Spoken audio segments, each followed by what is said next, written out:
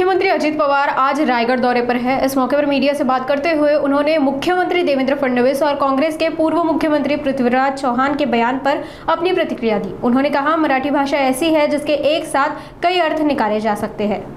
त्याच्या संदर्भामध्ये महाराष्ट्रात काही दादागिरी त्या ठिकाणी आम्ही खपून घेत नाही। पुण्यातल्या दोन्ही सीपी पुणे पिंपरी चिंचवड आणि पुणे ग्रामीणचे एसपी त्यांना स्पष्टपणे सूचना दिलेल्या आहेत। कुठल्याही पक्षाशी संबंधित असणारे इंडस्ट्रीवाल्यांना जर त्रास देत असतील, काही तिथं अडचणी निर्माण करत असतील तर त्यांच्यावर केसेस दाखल करा, कारवाई करा। 3-4 वेळेला केसेस दाखल करून पण त्यांनी ऐकलं नाही तर त्यांच्यावर मकोका लावा, इथपर्यंतच्या स्पष्ट सूचना तिथं असतात। दर आठवड्याला मी पुण्यामध्ये असतो।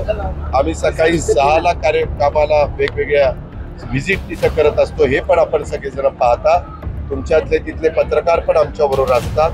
त्याच्यामुळं या कुठंच पुण्यामध्ये नाही, महाराष्ट्रात कुठेही इंडस्ट्री असतील त्या ठिकाणी येणाऱ्या उद्योगपतींना त्यांची गुंतवणूक केल्यानंतर त्यांना ज्या काही मदत झाली पाहिजे, सुविधा मिळाल्या पाहिजे ते देण्याचं काम आणि कायदा सुव्यवस्था चांगली राखण्याचं काम हे महायुतीच्या सरकारचंच म्हणजे राज्य सरकारचं आहे, ते आम्ही पार पाडणार। आपण इतर जोड कोण काय म्हणतायत, आज ते आमदार नाही, आज कुठेही ते लोकप्रतिनिधी नाही।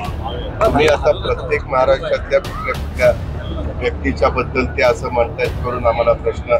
मी मागाशी भाषणात काय सांगितलं, सर्व जाती धर्म, सर्व पंथ, सर्व प्रांत, सर्व भाषा त्यांना त्या ठिकाणी आपण सहकार्य केलं पाहिजे। मात्र ज्या त्या राज्यामध्ये असणाऱ्या मातृभाषेला अग्रक्रम दिला।